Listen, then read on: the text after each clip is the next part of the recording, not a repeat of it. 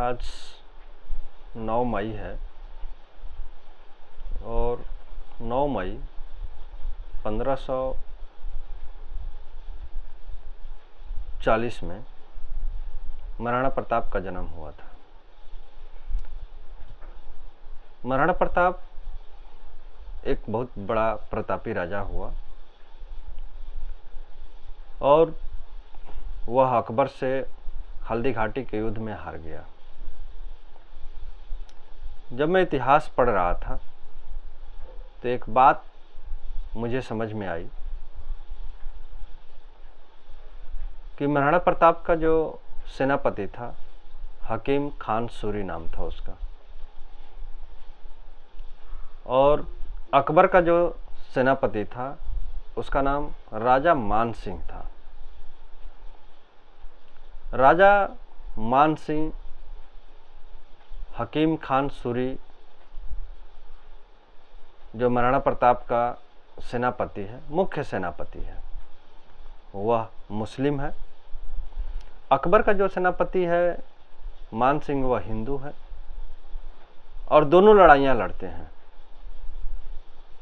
और यह लड़ाइयाँ इस कदर लड़ी जाती हैं कि इसमें हिंदू मुस्लिम की कोई बात ही नहीं है।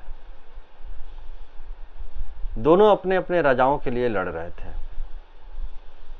आज समाज ऐसा हो गया है कि इनको हिंदू मुस्लिम लोगों ने बांट दिया है कि अकबर मुस्लिम की जातीयता करता था। लेकिन यदि इतिहास को खंगाला जाए, इतिहास को देखा जाए, तो ऐसा कभी नहीं लगा, कभी ऐसा हो ही नहीं सकता है, कभी ऐसा लगा ही नहीं कि यह दोनों राजा प्रतापी राजा हैं, अकबर भी और महाराणा प्रताप भी।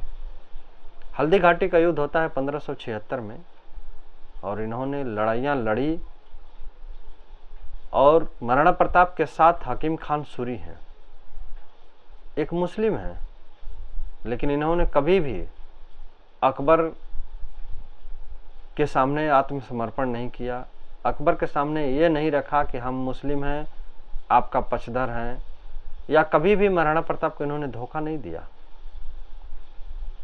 आज अलग अलग मुद्दे चलते हैं और लोग बताते हैं कि मुसलमानों ने देश पे शासन किया। वो तो हकीकत है।